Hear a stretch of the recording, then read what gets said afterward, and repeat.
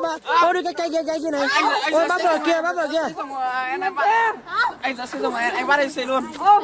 bắp vào kia đây thì bắp vào kia đưa vào là đặt thần đuôi mà Anh không nào.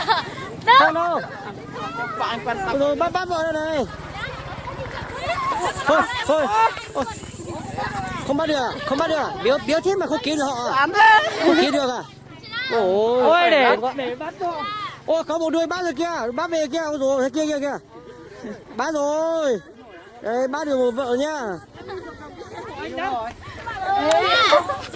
bắt vợ kia ô kéo vợ đây không tụi bắt vợ còn dân tụi mông nhá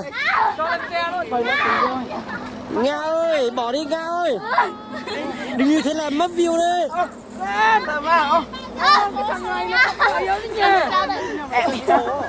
thôi không bắt được đứa này đi bắt được khác đi bắt được khác Chắc thằng này, đứa này không chịu thì bắt được khác chắc thằng này nó không thích đứa này rồi. không thích đâu Đúng.